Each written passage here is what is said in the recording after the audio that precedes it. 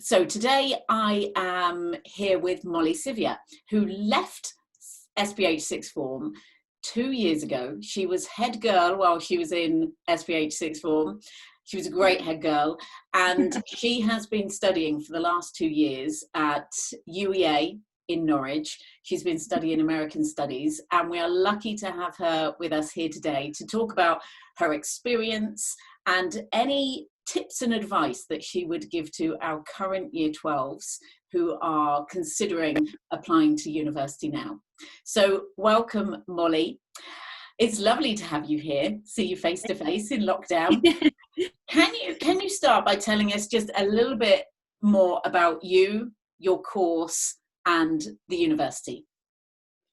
Yeah. Well, I thought it'd be most important to start off with what I love. I love rich teas. They've got me through lockdown, safe to say. As you said, Claire, I left 2 years ago, which feels like a lifetime ago. And I'm now studying American Studies at UEA, which is great. Just about to go into my third year, which would have been 4, but that's obviously all gone a bit upside down. But about to go into my third and final year. UEA is great. It's in Norwich, which is literally so far away from anywhere else. It's a bit of an ongoing joke up there, but it's great. I love it up there, in the city, and lots of broads and countrysides for a walk. I sound about 50, but it's great. It sounds idyllic. Everybody has a different student experience at university. Just going out for walks. No, it's lovely. So you said it should have been 4, but it's now going to be 3. Can you give us a short explanation around that? So obviously American Studies, it was a big incentive for a lot of me and my course mates to do a year abroad. It kind of just makes sense. So, which is studying for a year in a different country, which for us would be America. But with obviously the circumstances that are going on right now, the world is a bit of a weird place, an uncertain place. So with a lot of options given out to us, it's not great to go in August. So some people have pulled out altogether. Some people are going in the 4th year instead of the 3rd, and lots of different options. But I've decided not to go. Probably best. And one reason around that as well is that you don't need to do that year out in order to then complete your degree, whereas other courses you might have to have that year out to complete your degree. Exactly that. For me, I guess it's just not a bonus, but it's kind of like an extra thing that kind of adds to that experience, and I guess is good ultimately for the CVs, which is always a bonus. But yeah. So when did you know that American Studies was what you wanted to do? And in addition to that, why did you choose UEA? I was thinking about this question, and actually it was quite a bit of a journey before I ended up at American Studies, because I wanted to do music business and management, which is extremely different. But working in that business area of business is always something I was really passionate about, because I love music and knowledge, but I thought, oh, that's a bit narrow, that's kind of a very straight degree, and I can only do this sort of certain thing or in this job sector when I finish. So then I thought, oh, let's do business as a degree, business and management more generally, which is great at the beginning, but it's an extremely competitive environment. I definitely do not have the right set of skills for that sort of business. So then I thought, oh, do you know what? Let's have a research, see what else is out there. And I kind of came across American Studies, and I was like, this is a pretty open degree. It doesn't shut off any doors for when I finish. And I think America's always been a huge curiosity to me. It's full of extremes, and obviously, as we're seeing at the moment, it's quite a place to study. It never gets boring. So then I started comparing it at different unis. I think that's what I'm trying to say, and kind of researching into what university did what. So I remember seeing one university, I would do Disney studies, which was like brilliant, but no other university offered that. So it was kind of seeing what modules were offered, because you can pick and choose. And then I came across UEA and I was like, oh, it looks great. And then visited UEA and I was like, I can see myself here. I love it. The campus is pretty ugly at first, but once you get used to it, we call it the concrete jungle. And it's great. So that's kind of ended up at UEA. So just so that we know, which A-levels did you do? I did English language, business, sociology, and I did psychology AS, but I dropped it. That was quite a task trying to remember that. I mean, it was only 2 years ago, Molly. Yeah, I did that. I enjoyed them actually, some more than others, but I won't go into more detail about that. Imagine lockdown wasn't happening. What up to now were you enjoying, have you enjoyed about your university experience? I think definitely the freedom, which is quite a broad term, but I think just being in charge of yourself, you kind of don't realise that how much you're not in charge of yourself when you're at home or when you're at school or in sixth form. I think in all senses, like in terms of money and budgeting and having to source your income apart from yourself. I mean, it's different for everyone because of maintenance loans and money from parents and stuff, but balancing that is always a challenge. I guess the freedom with your time, like that's very different at university compared to what it's like at A-levels. And just like your uni life and your social life, it's all down to you what you do. So I think that sense is really nice. I think for me as well, being far from home I quite like, which isn't an insult to people at home, but kind of having that place that's completely separate is almost like leading two lives, which do merge together kind of once you get used to uni life. But I think knowing, sorry, yeah. Well, I was going to say, what have been the biggest challenges for you? I think tackling things that I didn't expect to be thrown at me, and like that's kind of in terms of experiences and feelings and like the actual experience of uni. I don't think, obviously, advice at sixth form and stuff is given, and I'm sure kind of it increases as years go on, but I don't think no one could have ever sat down, like even you, I don't think you could have sat me down and gone, this is what uni's like, and I'd gone, yeah, whatever. And then it kind of hit me like a truck. It was like, whoa. And actually a lot of people I know went through certain things. I remember coming home at Christmas and thinking I was the only one that was going through like feeling lonely or certain experiences with people in my flat. And actually kind of, I'd say at least half of my friends were going through exactly the same thing or dealing with the same thing. So it's kind of like all these common things that go on that aren't really spoken about, which is a bit of like, sounds a bit sinister, but it's kind of just the reality of it. It's not all kind of the party and like social life, which is a massive part obviously, and it's great fun. But yeah, I think it's kind of worth bearing in mind that going to uni is like that full round experience rather than just the half that people talk about. But what have you enjoyed so far about your course? I'd say again freedom of it, which is actually quite a generic answer, but I think the idea that even though there are a lot of other people doing it, well, my course is actually quite small, there's only about 40 of us, which is nice, but the fact that we're all doing the same degree but actually we're coming out with slightly different experiences of it because like no singular person is going to come out doing exactly the same modules, which I really like. You can choose the various different modules to your strengths and to what you're kind of passionate about, so therefore you're going to enjoy it more. So I personally am not a fan of literature or American literature, so despite first year, which was compulsory stuff, in second year I didn't choose anything literature based, whereas a lot of people did mostly literature based. So it really varies. Yeah, we're still going to come out with an American studies degree, but I love that. And like I said, our course is quite small, so I walk past some lecture halls and there's like 200 people in there, and I'm like, how on earth? Whereas mine, it's so you kind of see the same faces, and like we're all in it together, like, so it's nice to kind of have a course that's a bit like a hub, which is enjoyable. And I guess again, like, America is so relevant to the world and the part that it plays, and obviously with everything going on right now, the protests and the kind of the outrageous things that we see, is good to learn to get a deeper insight of that, that a lot of people don't necessarily have.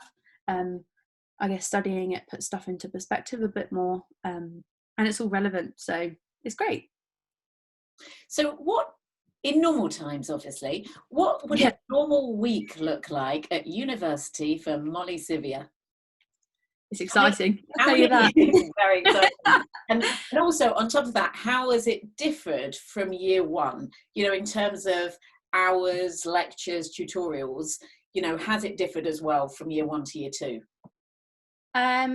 So a week for me, I guess the one thing that I remember people always said, it got on my nerves a bit, was that going to uni, like, learning's all independent, like it's going to be great. Like, I mean, it is great in some ways, but it's kind of like that was hammered in, and it's true, but the reality is that it's actually so different for every single person on every single course.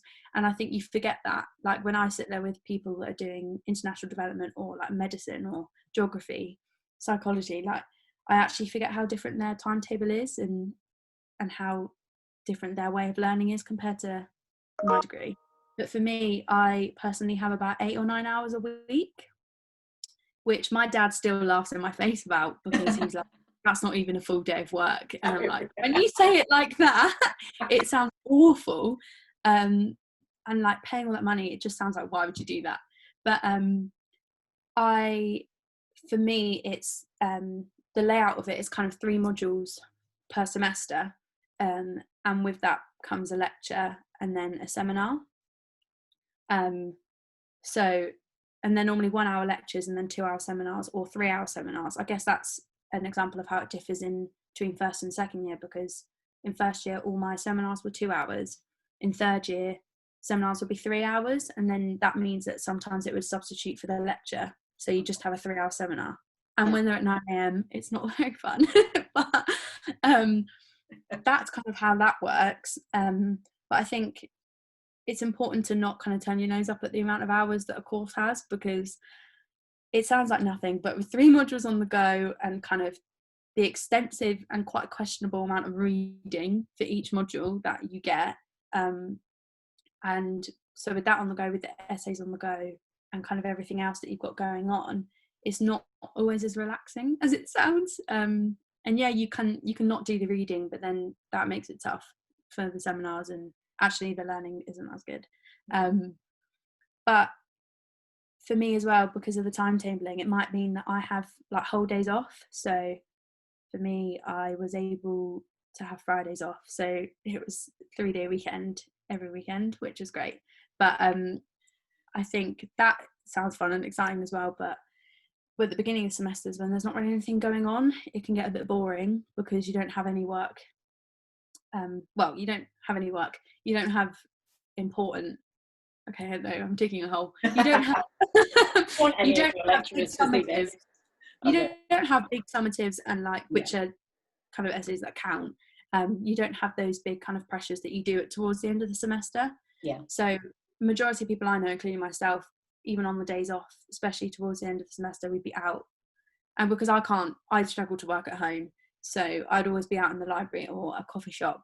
And also cabin fever, if you spend all day inside and at home, like, it just drives you insane. So I think going out and working, it kind of fills out the time, and you find things to do as well. So that's kind of what it looks like for me. Whereas other people I know, it's like 18 hours a week, and it makes me feel a bit guilty, but you kind of have to take it on yourself. So if you were to think back to when you were in year 13 and you were going through the application process, if you think back, yes, I was going to say, is there anything you would do differently, or is there any advice that you would give to our current year 12s who are just about to go into year 13 and they're thinking about starting that process? I think maybe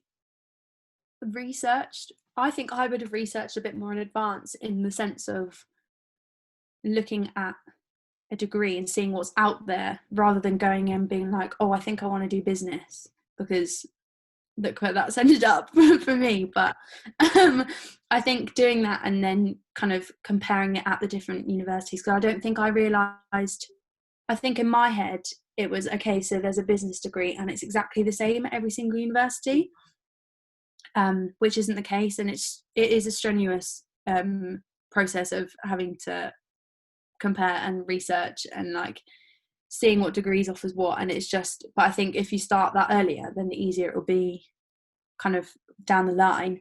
But I think I also would have stressed out less, which is easy to say, but I think the majority of kind of pals at sixth form and myself were so stressed, maybe because of the pressures of going to university and like what that holds. Obviously before you go, you don't know what it's like, so it's like the pressure of that. It didn't really make it necessarily an enjoyable time or process. I think definitely stress less, so don't stress. There you go. Because it's all going to work out how you want it to work out. I But mean, the research is definitely important, isn't it? Yeah, I think yeah, okay. That's the end of my point, sorry. No, it was a good point. Yeah. So even when you think back to when you first started at uni, Yeah. is there anything that you would have done differently then? Wow. I think if you asked this to anyone, they probably would say this, but probably have said yes to a few more things and stuck at them, if that makes sense. I think. Okay, have you got any examples? I joined netball and I didn't stick at it, and I kind of wish I did, because I'm lucky I still managed to kind of meet a variety of people in all kind of different areas, but clubs and societies at uni like thrive on kind of like socially, and like in all senses. So I think, and it does give you, especially in first year, the chance to kind of meet people from different areas. Yeah. Especially in first year, you meet someone in a different flat and they're like, oh, how do you know this person? Like, and then it's all a small world and everyone connects. So it's really odd. But I think I definitely would have possibly said yes to a few things, because it's only just now that I'm kind of thinking, oh, I might want to join the society. And I'm like, oh, I've only got 1 year left. But I think it's important because it gives you a more enriched experience of university. That was a big word for me. Yeah, I think that's what I would have done. Okay, cool. If this might seem a silly question, but is there anything that you thought, I wish I'd have brought that with me to university, and I didn't?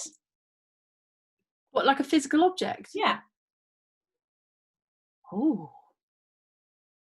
I'm sorry, I didn't put that on the No. pre-prep question. A little bit here. But I mean, it's a very exciting time, isn't it? Thinking about, oh, what am I going to take with me?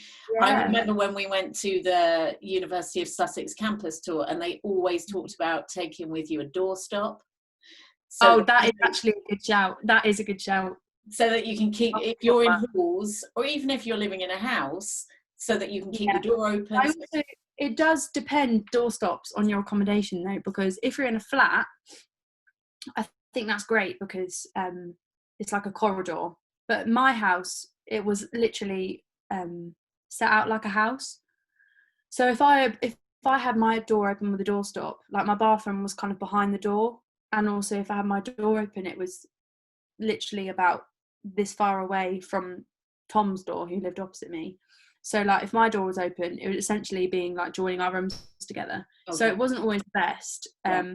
But I think it's definitely worth having one. It's been great in second year, like in a house, having the doorstop. But I don't know what else I would have taken. I think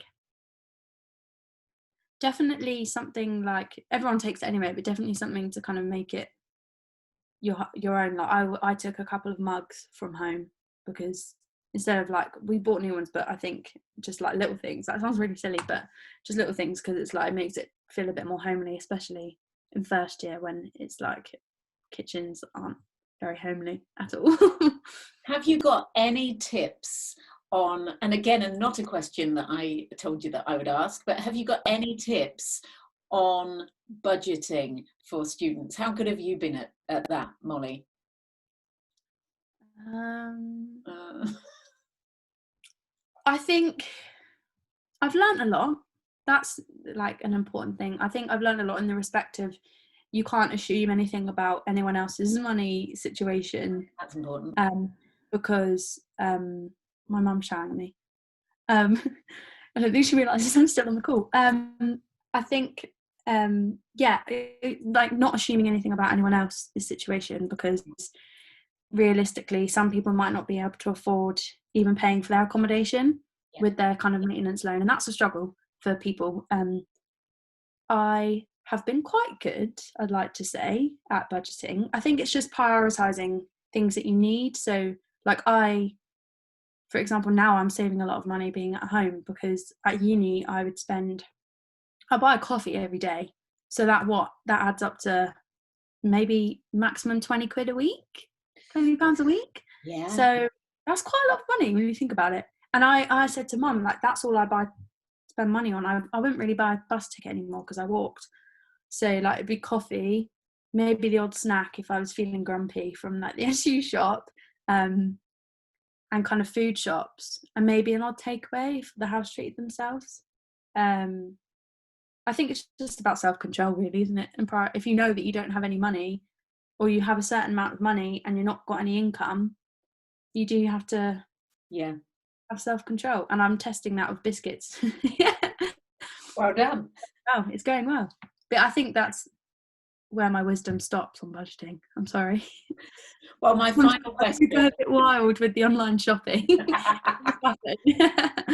My final question to you, Molly, is, have you got any words of wisdom, other words of wisdom, for our current year 12s who are going through this process now? I mean, I know it was 3 years ago for you now, but anything that you could pass across to them that will help them a little bit more going through this process? I've got a few things, actually. I had to think about this question. Nice. I think, if you know what you want to do and you know where you want to do it, that's great. But just make sure you visit, because if you visit somewhere, you'll be able to tell if you don't like it as soon as you're there. But I also think if you don't know what to do, or you don't know where you want to do it, that's okay. I think it takes time, and it's quite a long process that you think is going to be shorter than it is. That doesn't happen overnight. I do sound like quite a sophisticated person, but I think I don't know how. I don't. I've kind of lost my train of thought here, but I think that like you said earlier, it does all work out. Whether it's, for me, it was just kind of pushing through and knowing that I wouldn't be kind of in the same flat forever. Like, I'd be moving out, or I'd meet different people. Some friends have dropped out of uni, and have got a job. Some friends didn't go to uni in the first place because they knew it wasn't for them. And actually, everyone's in a very happy place at the moment that I'm aware of. So I think as well, another point I'd say is go with your gut, because it's always right. And everyone always says that, but they are right. You know what you want, really, and not to kind of, my mum was quite a big influence on kind of at the beginning when I was trying to choose my degree, and I thought, actually, that's great to have an advice of someone that's more experienced in life, but Yeah. ultimately my mum's not me, so she isn't going to be the one that's going through that experience. I am. And I think with that in mind, the final thing I'd say is literally be prepared for anything. I think like I said earlier, things were thrown at me, and a lot of my friends that none of us even kind of dreamt of or thought that could ever happen, And like going to university is a big thing. Like moving away from home, especially if you're far, it's great fun, but it's like, wow, it's a big change. Like everything you've kind of ever known is flipped upside down. But I think keeping your mind open to like the people that you are going to meet and the experiences that you're going to have will prepare you better for like, I wish I did that before I went, so that I wouldn't be kind of as when I like experienced uni, really. But trying to think of what else. So you're kind of saying it's about managing expectations. Yeah, you know, that's and I've been trying to say for the last 5 minutes. You could have butted in earlier. People are going to watch this and think, what is you about? So if you've got very set expectations, and then you go to uni and those expectations are not met, that could really hinder you. Whereas if that you definitely happened to me as well. So if you kind of like keep it a little bit more open and almost expect the unexpected. And you said when we were chatting earlier about you can only control the controllables. You know, you can only control. That's for everyone though, isn't it? In this period of time. Yeah. That's preparation, really. And everyone's in the same boat. Yeah. Oh yeah. Oh, that's a good tip. Why didn't I think of that? Everyone. That's what I used to think. I used to sit in my my room at uni. I wouldn't just sit there for ages, but like if I was just thinking like, oh, I wish I was out with like a group of friends, or like I guess it's like FOMO, like fear of missing out on stuff. I actually just sit and think, oh, there are so many people that are actually in the same boat. And I've had conversations with friends at uni going, oh, I did that as well. Like I thought everyone was out together, but actually everyone's just in their room, like getting some sleep or doing whatever. Yeah. I think, yeah, you're exactly right. It's just a bit crazy. But I think it's like, even with all those factors, that like everyone's going to have a whale of a time, really. It's great, but it's just being prepared for that massive change that it is, and kind of not underestimating it. There we go. Not underestimating the change. There we go. Preparation is key, and don't underestimate that change. No, they are great words on which to bring this to an end. I think I'm going to have to finish there, otherwise I'm going to keep waffling on. You might need to go and get another coffee, Molly. Well, thank you so much for doing this, Molly. It's lovely to see you, and I think our current Year 12 students and any other students who will be watching this will take some of your great tips on board. So thank you so much. Take care, and we look forward to following your future career and interviewing you again maybe in a couple of years when you've finished your degree and you've started. I might be YouTube famous by then. You might be what? YouTube famous by then. Let's hope so. Oh my goodness, let's wait and see. Imagine. Yeah. Oh. Thank you so much, Molly. And we will see you soon. Yes, see you soon. Bye.